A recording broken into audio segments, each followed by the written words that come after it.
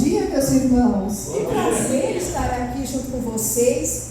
Olha, as palavras elogiosas da Dalva é que quem tem amigo não tem medo, né? Não é? A gente tem amiga, é tudo de bom, não sou tudo isso que a Dalva falou, é que ela me olha com olhos amorosos, olhos de amiga.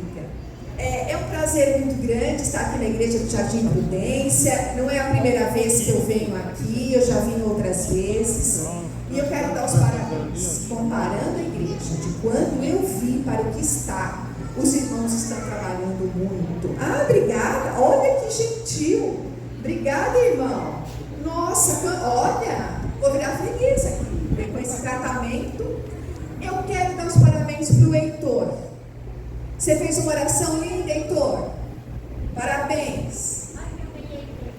Olha, e pinta lindo, Heitor. Que lindo. Vocês prestaram atenção no vídeo que foi projetado para as crianças? Sim?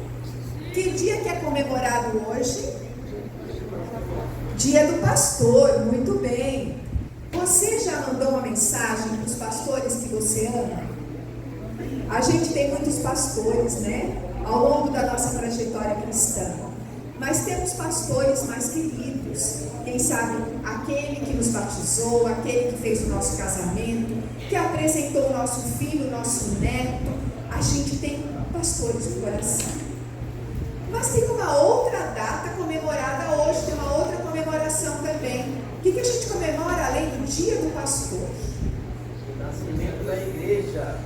O nascimento da igreja.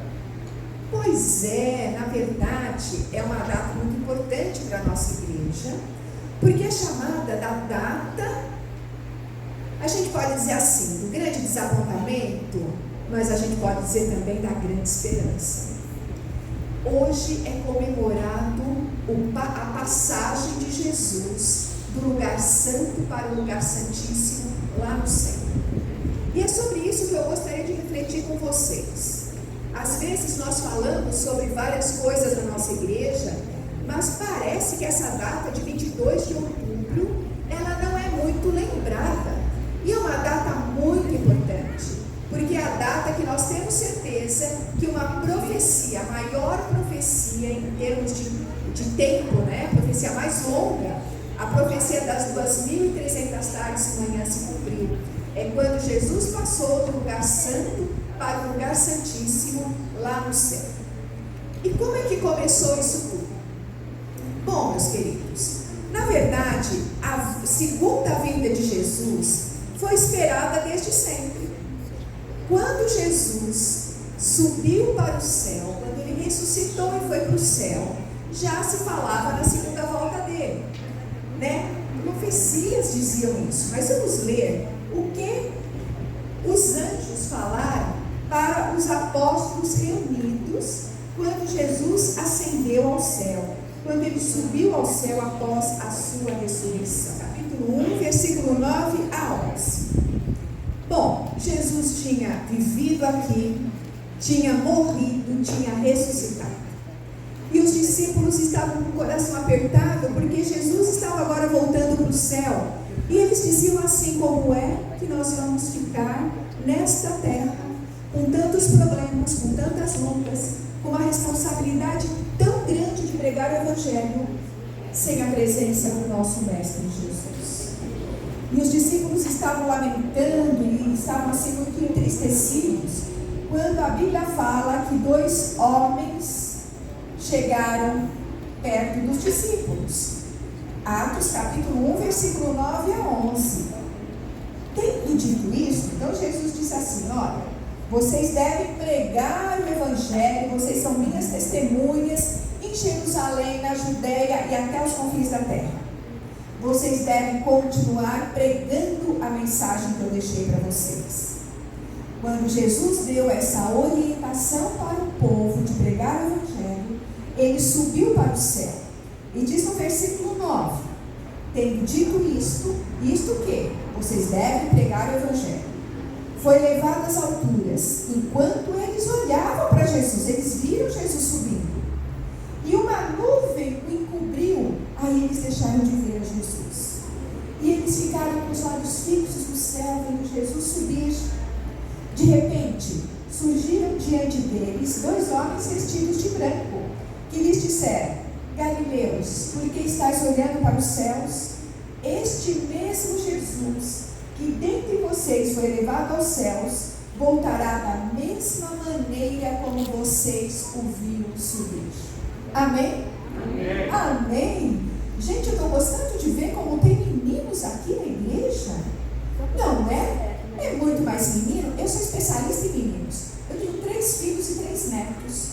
Então, menina é uma querida, é uma beleza. Eu quero enfeitar muito uma menina, mas eu gosto muito de meninos porque eu estou habituada com eles, né?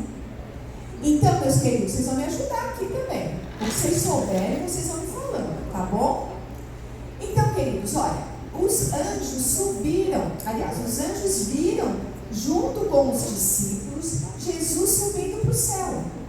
E eles disseram o seguinte: não precisam ter medo, não precisam ficar tristes, nem aborrecidos, porque Jesus vai voltar do mesmo jeito que ele está subindo. E esta mensagem acalentou o coração das pessoas ao longo dos milênios, porque já faz mais de 2000 anos que Jesus voltou para o céu. E durante muito tempo, as pessoas começaram a estudar a respeito da volta de Jesus. Se a gente for lá nos escritos do apóstolo Paulo, Paulo achava que Jesus voltaria enquanto ele estivesse vivo ainda. Imagina, 60 anos depois do nascimento de Jesus, 70 anos, Paulo dizia: olha, aí nós que estivermos vivos aqui vamos ser restaurados, vamos ser transformados. Paulo acreditava que Jesus voltaria na sua geração. O tempo foi passando e Jesus não voltou. No ano de 1755, a Europa foi abalada com um evento terrível. Quando eu preparava essa semana, eu estava pensando assim: que evento que nós vivemos que pode ter sido tão terrível como o evento que aconteceu na Europa? Eu acho que talvez a pandemia do Covid. Imaginem vocês, a Europa estava lá, todo mundo vivendo, era a época dos reis, dos príncipes, das rainhas, tudo muito bonito. De repente começou um terremoto na cidade de Lisboa, incontrolável. Para vocês terem ideia, 1/3 das pessoas de Portugal morreram. 1/3. Imaginem vocês, quantas milhões nós temos no Brasil? Vamos arredondar 300 mil? 300 milhões? 100 milhões de pessoas morreram. É muita gente, não é? Nós ficamos vendo o Covid, 600 mil aqui no Brasil, e a gente ficou tão entristecido. Imagina. Depois do terremoto começou um incêndio. E esse incêndio foi destruindo Portugal e as cidades próximas de Lisboa foram sendo afetadas, uma coisa horrorosa. A coisa foi tão terrível que foi nesta data que se instituiu o Dia de Finados. O Dia de Finados, dia 2 de novembro, é comemorativo ao tanto de pessoas que morreram na Europa. Bom, e aí os teólogos começaram a estudar. Eles disseram: nossa, este é o sinal da volta de Jesus, porque ele disse que haveria grandes terremotos, e começaram a estudar. Na Alemanha surgiram pessoas que começaram a dizer o seguinte: Jesus está para voltar. E vocês sabem qual a profecia que eles descobriram na Bíblia e começaram a estudar? A profecia que está lá em Daniel, com as minhas passagens bíblicas, deixa eu ver a minha cola aqui, Daniel 9:25. Até 2.300 tardes e manhãs, e o santuário será purificado. Deixa eu perguntar aqui para os meninos: Tobias, naquela época tinha computador? 1755. Tinha Google? E como é que as pessoas estudavam? Tinha enciclopédia? Tinha. No livro? Isso mesmo. Como é seu nome? Hubert. Nossa, Hubert, nome chique, né? Inglês. Bom, então é o seguinte, meus queridos, eles começaram a estudar a Bíblia. E sabe o que eles tinham para estudar? A palavra de Deus, a Bíblia e uma concordância bíblica. Você já manuseou uma concordância bíblica? Quem já? Eu já. Concordância bíblica é da era pré-computador, né? É um livro que tem por ordem alfabética assim, as palavras e as passagens bíblicas onde aquela palavra aparece. Coisa antiga, muito antiga. Só pessoa como eu é que sabe o que é concordância bíblica. Não é? Porque hoje não se usa mais. Hoje você vai lá no Google e põe a palavra santuário. Aparece todos os versículos. Mas naquela época tinha livro. Então eles começaram a estudar com Bíblia e concordância bíblica a respeito das profecias. E aí um alemão chegou à conclusão de que Jesus voltaria no século XIX. Este alemão, ele estudou muito a Bíblia. Chamava Johann Beigel. Bom, e essa história da volta de Jesus, isso foi no ano de 1700 e pouquinho, 1700 e tanto. No Chile, um homem chamado Manuel de Lacunza, um padre jesuíta, começou a dizer: Jesus está para voltar. E essa história começou a se propagar pelo mundo todo. Não tinha televisão, não tinha jornal como temos hoje, mas tinham jornais que apareciam de vez em quando. E os jornais começaram a dizer: tem muita gente dizendo que Jesus vai voltar. E a gente tem que se preparar para isso.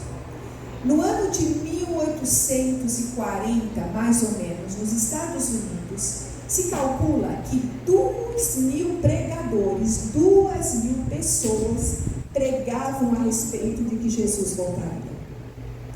Mas houve um homem que estudou a Bíblia profundamente. Esse homem chamava Guilherme Miller. E Miller era um jovem que veio de uma família batista. A família de Miller era composta por vários pastores. O avô dele era pastor, ele tinha um tio pastor. Sabe aquela família, todo mundo da igreja, que vai todo mundo junto para a igreja? Era assim a família do Guilherme Miller. Todo mundo muito consagrado, todo mundo muito fiel. E o Miller também ia na igreja. Ele deixou no seu diário, quando ele tinha 8 anos de idade, o seguinte: eu acho que a oração é muito importante. Quem de vocês aqui, quem dos meninos tem 8 anos? Tem alguém com 8 anos? Ah, o Tobias. E você, querida, como você chama? Ah, menino, perdão. Como é que eu não enxergo direito? Você desculpa. É o Luiz? Luiz, perdão, meu querido. A tia aqui já está meia velha. Mas então, menino de 8 anos. E você, 8 anos também? Como você chama? Davi? Olha só que lindo nome, Davi. Então, Guilherme Miller tinha 8 anos quando ele escreveu o seguinte: a oração é muito importante. Gosto muito de orar. 8 aninhos. A idade do Tobias, a idade do Léo, a idade do Davi, a idade dos meninos de 8 anos. Só que o Guilherme Miller entrou na adolescência. E como adolescente, ele começou a se afastar da igreja. E ele se afastou da igreja a ponto de ridicularizar as coisas de Deus. Nessa mesma biografia, ele diz o seguinte: que ele era muito engraçado, era uma pessoa muito divertida, e que ele, divertia os amigos, os adolescentes, imitando o tio e o avô pregando. Ficou uma pessoa irreverente. Guilherme Miller continuou a crescer até que ele entrou para o exército. E nessa época, os Estados Unidos estavam numa guerra contra a Inglaterra. Os Estados Unidos tinham se tornado independente da Inglaterra, mas a Inglaterra não estava satisfeita com isso, e houve uma guerra enorme entre os dois países. No ano de 1812, Guilherme Miller, que se considerava gnóstico, ele dizia que ele era gnóstico. O que quer dizer isso?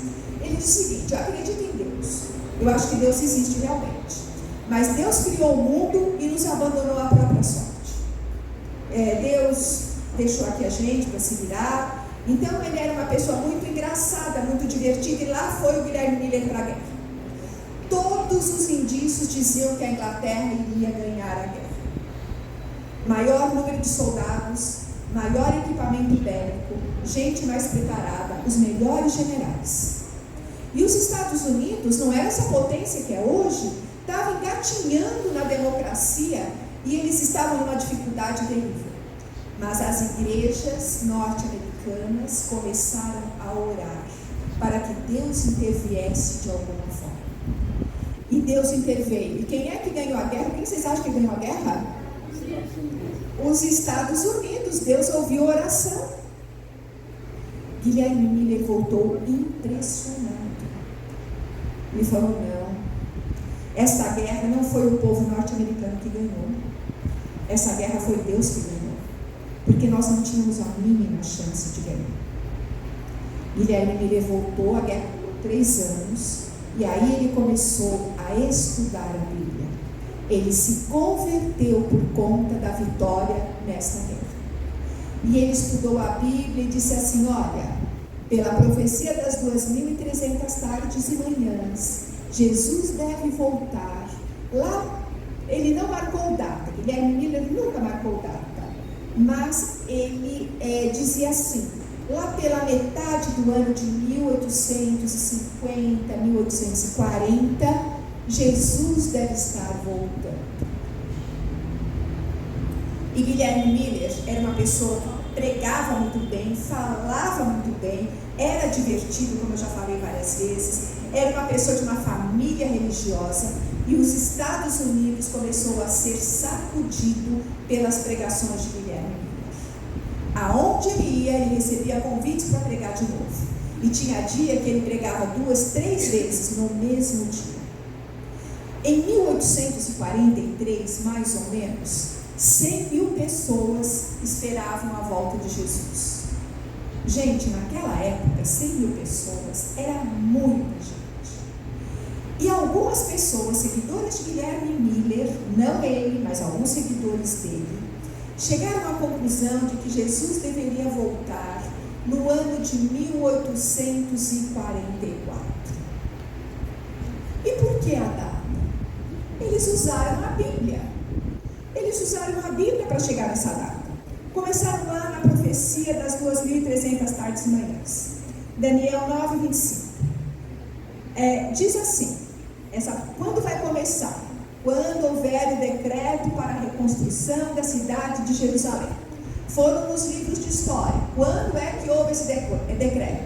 457 a.C. Fizeram os cálculos. 1844, Jesus volta. Primeiro eles marcaram em 1843, depois eles viram que tinha tido um erro e chegaram à conclusão de que era 1844. E marcaram um dia, também baseado nas informações da Bíblia. Sabe que dia é hoje? É o 7º dia do 10º mês do calendário judaico. Não é um dia qualquer. É o dia em que se comemorava Yom Kippur, que naquele ano era no dia 22 de outubro de 1844. 1843 para 1844, nos Estados Unidos, os que esperavam a volta de Jesus começaram a se preparar para a volta dele. Então, o que eles faziam? Eles não iam colher mais a comida lá na fazenda, não iam mais colher.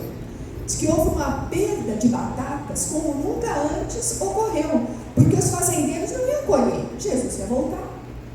Ninguém mais comprava casa, ninguém mais reformava a casa, a economia foi afetada. A nossa economia não foi afetada agora por conta do Covid? Estados Unidos e a Europa afetados por conta da volta de Jesus. As pessoas ficavam esperando a Jesus voltar. Pediam perdão uns para os outros, se reconciliavam. Houve assim um movimento de consagração como nunca antes tinha havido. Os irmãos que aguardavam a volta de Jesus eram chamados de mileritas. E eles eram membros de várias igrejas. Não existia igreja adventista. Existiam os mileritas. E eles se reuniam em casas, eles se reuniam nas igrejas. Então tinha metodista, tinha congregacionalista, tinha batista, tinha uma igreja chamada Conexão Cristã, que eu nem sei qual é, tinha presbiteriano, tinha gente de todas as igrejas. Mas o que unia esse povo? A certeza de que Jesus voltaria no dia 22 de outubro de 1844. Naquela noite, naquele dia, eles não trabalharam. Imagina, Jesus vai voltar, você acha que alguém vai trabalhar? Não, todo mundo ficou reunido na igreja, ficou reunido em casa, cantando, louvando, sermões, as crianças estavam juntas, todo mundo esperando Jesus voltar. O dia passou, Jesus não voltou. A noite passou e Jesus não voltou. No dia 23 de outubro de 1844, os ateus, os contrários à igreja, começaram a lançar em todo mundo o seguinte: está vendo? Essa história de que Jesus vai voltar, isso é uma balela. A gente sabia que não voltaria. Esse povo aí tudo reunido, perdeu dinheiro, não fez colheita. Jesus não voltou. Nós sabíamos que Jesus não ia voltar. Vocês já imaginaram a vergonha, a decepção, a angústia desse povo? Vocês já imaginaram isso? Você esperar, você pregar, você entregar o teu dinheiro, largar o teu trabalho e Jesus não voltar. No dia 23 de outubro de 1844, os jornais do mundo inteiro disseram: dia 22 de outubro passou e Jesus não voltou. O povo estava angustiadíssimo. A senhora White faz uma comparação. Se você não conhece a senhora White, ela é uma escritora cristã que fazia parte deste grupo de mileristas. Ela era da igreja metodista. Era uma jovenzinha, tinha 17 anos de idade.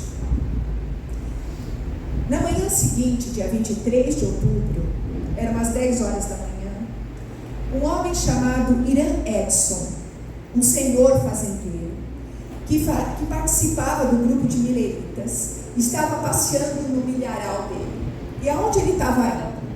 Com os outros, ele estava decepcionado. Ele disse: não é possível. Eu fico imaginando Irã Edson passando por lá. Ele deve ter dito assim: não é possível, nós erramos em alguma coisa, porque a Bíblia não mente. No que a gente errou? Era manhã, 10 horas da manhã. Ah, sim, eu ia falar sobre o que a senhora White falou a respeito desse dia, esqueci de dizer. Ela falou que a angústia das pessoas só se equiparava à angústia dos seguidores de Cristo quando Jesus morreu. Foi a mesma angústia. Quando Jesus morreu, os discípulos viram as suas esperanças se esvaírem. Quando passou o dia 22 de outubro de 1844 e Jesus não voltou, as pessoas sentiram a mesma angústia. O Irã Edson estava passando pelo milharal. Sol, né? Um dia bonito assim como hoje. De repente, ele parou e ele teve uma visão.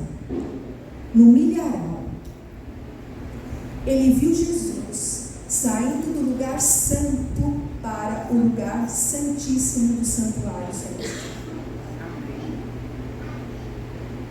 Ele estava com um amigo e o amigo ficou olhando para o Irã Edson e não estava entendendo nada do que estava acontecendo, porque ele estava parado, de olhos abertos, olhando fixamente para o céu, sem sair do lugar, como se a respiração também não estivesse acontecendo.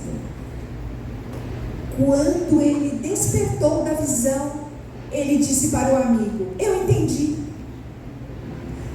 Nós acertamos a data, mas nós erramos o evento.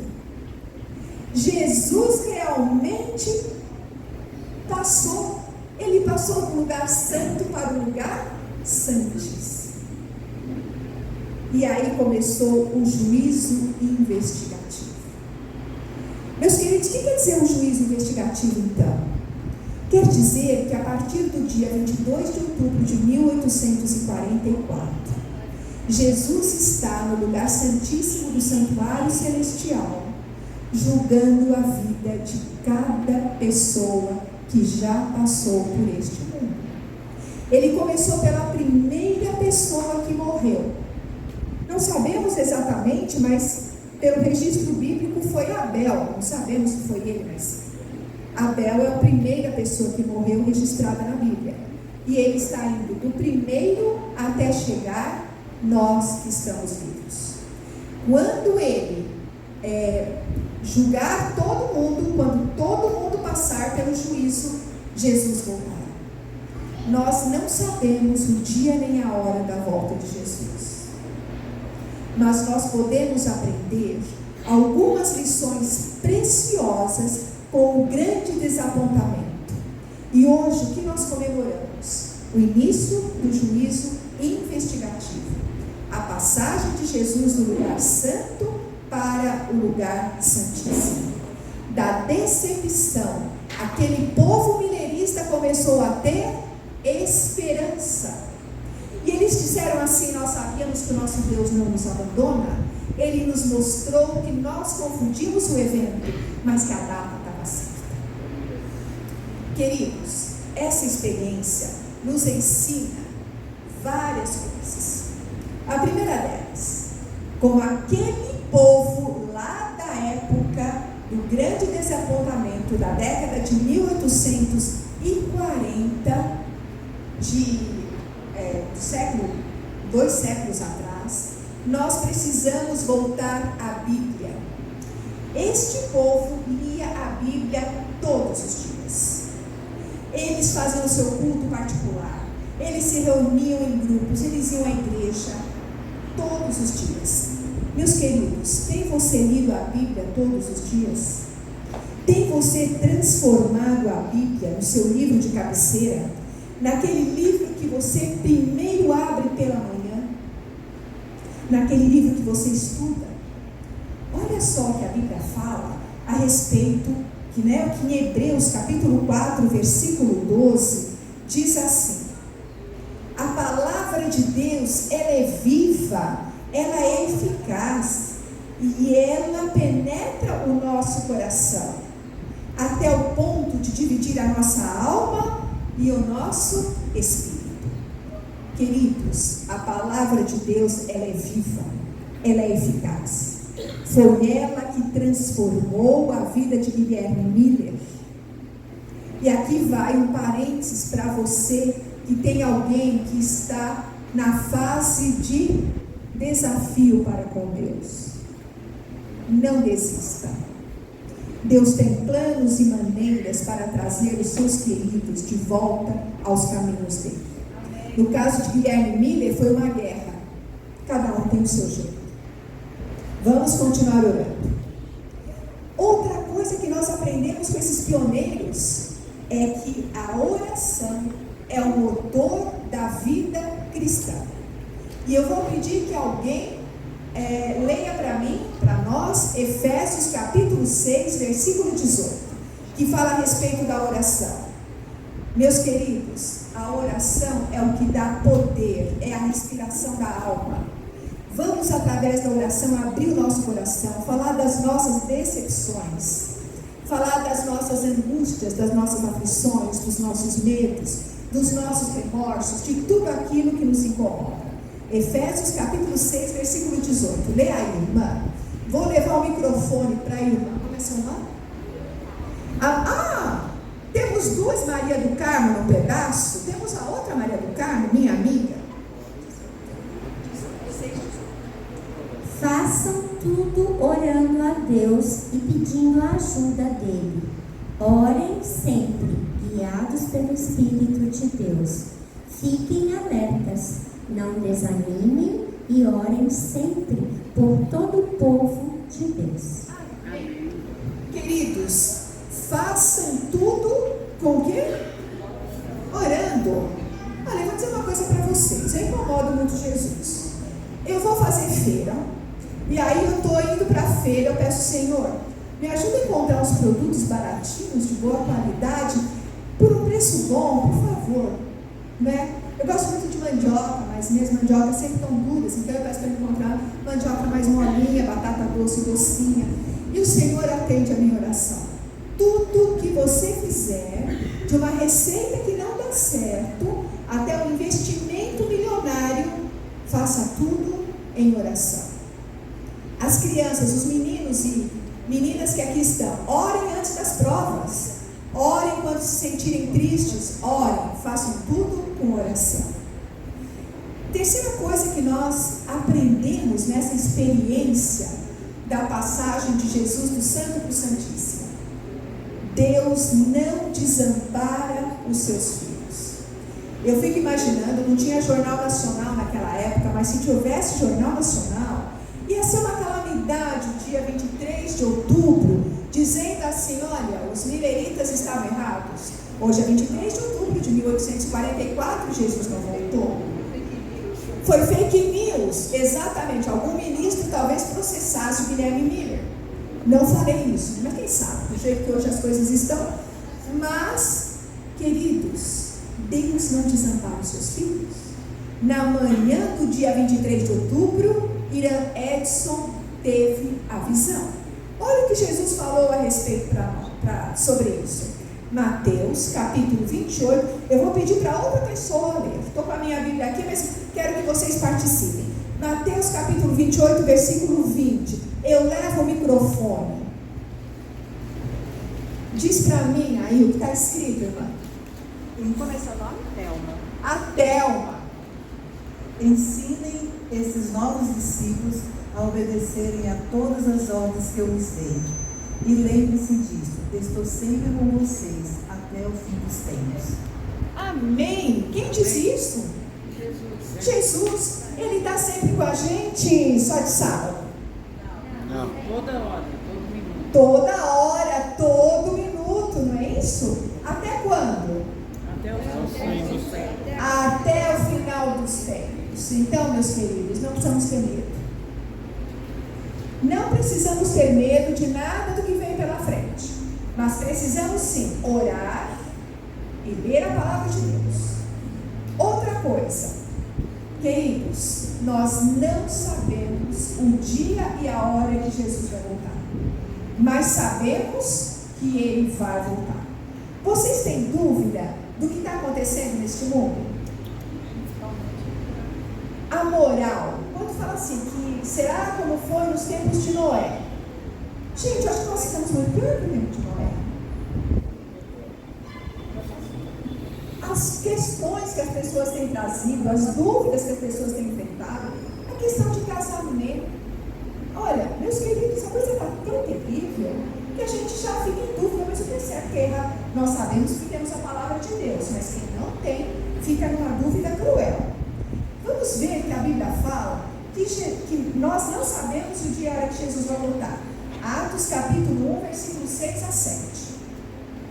Quero ver também alguém que leia para mim, para nós. E tem um detalhe, meus queridos, precisamos ficar alertas, porque a senhora White fala de que uma das coisas que Satanás fará antes da volta de Jesus é imitar a volta dele. Cuidado com isso. Muito cuidado. Temos que tomar muito cuidado. Daqui para frente, nós não podemos mais confiar no que vemos e no que ouvimos. Porque do jeito que a tecnologia está, né, nós temos que confiar na palavra de Deus. Quem pode ler Atos capítulo 1, versículos 6 a 7? Quem vai poder ler, eu levo a Rosa. A Rosa, ela é importada lá da nossa igreja. Então, os que estavam com Jesus lhe perguntaram: Você sabia que Senhor, será esse o momento em que restaurará o reino de Israel? E ele respondeu: o Pai já determinou o tempo e a ocasião para que isso aconteça, e não cabe a vocês saber. Quem que determinou o tempo mesmo? Deus. E a gente sabe? Não cabe a vocês saber. Mas então, enquanto a gente espera Jesus voltar, o que nós devemos fazer? E mais o quê? E mais o quê? Vamos lá, última passagem. Lucas capítulo 24, versículo 48. Última passagem da nossa meditação de hoje. 24, 48. O irmão, como é o nome do irmão? Alessandrei? Irmãos, vocês já viram? Os irmãos já viram que a Alessandrei tem olhos azuis? A esposa também? A minha mãe tinha olhos azuis. Eu herdei a osteopenia dela e os olhos castanhos do meu pai. É triste, fala a verdade.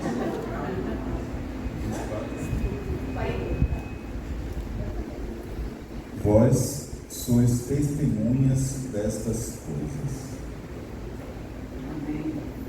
Nós somos testemunhas. Até Jesus voltar, a gente é testemunha dessas coisas. Que coisas, queridos, que nós somos testemunhas? Dos milagres que Jesus fez na nossa vida. Do fato que Ele não nos desampara. Do fato de que Ele está conosco. Do fato que Ele é fiel. Do fato que Ele nos ama. Do fato de que Ele cuidou do seu povo ao longo da história e está cuidando de nós hoje. Amém. Uma testemunha, ela vai no tribunal e ela fala aquilo que ela viu e ouviu, não é? O que nós temos falado para as pessoas com quem a gente tem contato? Será que quando a gente encontra alguém, a gente fala das nossas mazelas, das nossas dificuldades, das nossas dores, das nossas decepções? Ou a gente conta para as pessoas dos milagres que Jesus fez? Que Jesus fez e faz na nossa vida. Você tem milagre para contar da tua vida? Queridos, eu tenho um monte. Também, Maria do Carmo? Muitos. Quando eu olho para o meu passado e vejo como Jesus guiou a minha vida, como Ele está guiando, meu coração transborda de alegria.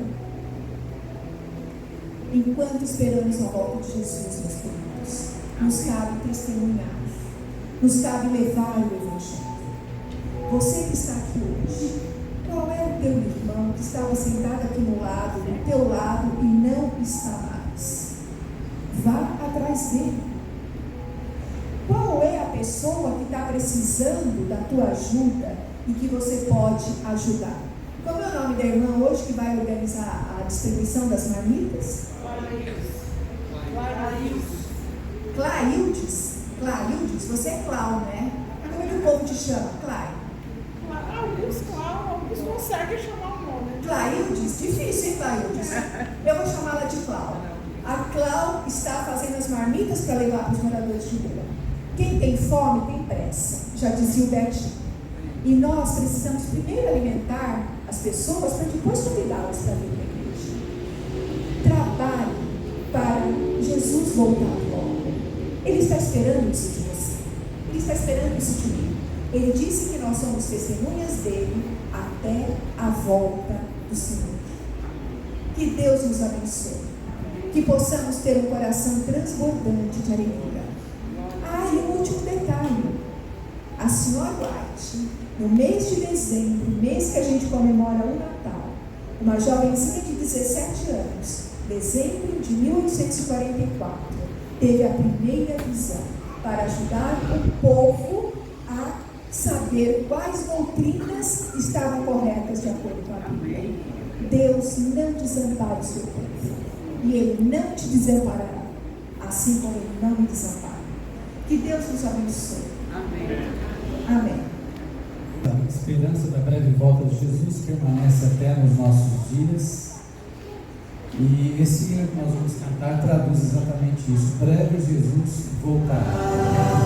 Breve virá, breve virá, breve Jesus voltará. Montes e vales, o som ecoar, breve Jesus voltará. Ondas do mar, a canção entoar, breve Jesus voltará.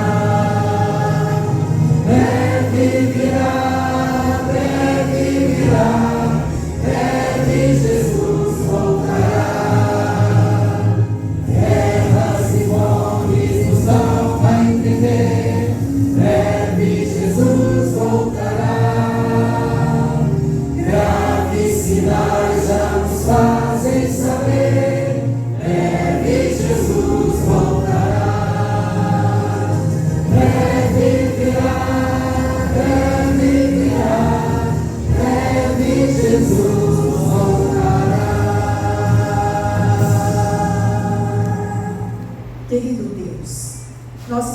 tua presença, Senhor, e queremos te agradecer. Queremos te agradecer porque o Senhor nos entende, o Senhor nos acolhe e porque o Senhor tem cuidado do seu povo ao longo de toda a história. Senhor, ajuda-nos, Pai, a reconhecermos que Jesus está agora julgando durante este período que conhecemos como juiz investigativo. Mas mais do que julgando, Senhor, Jesus é o nosso advogado de defesa. É o sangue dele que nos limpa de todo o pecado. É o sangue dele que nos dá uma esperança de restauração de vida aqui no presente e de vida eterna no futuro. Nós te pedimos, Senhor, que individualmente e como povo possamos pregar que a volta de Jesus se aproxima. Que possamos, Senhor, viver a vida que o Senhor quer que nós vivamos. Que possamos cumprir os teus planos para a nossa vida. E que possamos, Senhor, ser conhecidos como o povo do amor, do acolhimento. O povo que se prepara para o encontro com Jesus. Cuida de cada um de nós que aqui está. Cuida das nossas dores, das nossas lutas, das nossas dificuldades. Senhor, cuida dos nossos amados para que voltem para os caminhos de Deus, para que voltem para os teus caminhos, porque queremos ir para o céu, acompanhados das pessoas que amamos. Amém. Guarda-nos agora no restante deste dia e livra-nos do mal. Nós te pedimos e te agradecemos, em nome e pelo amor de Jesus. Amém. Amém. Igreja do Jardim Prudência, nós queremos agradecer imensamente a sua presença aqui, essa mensagem, a irmã Letícia, essa mensagem que ela nos trouxe. Ela estará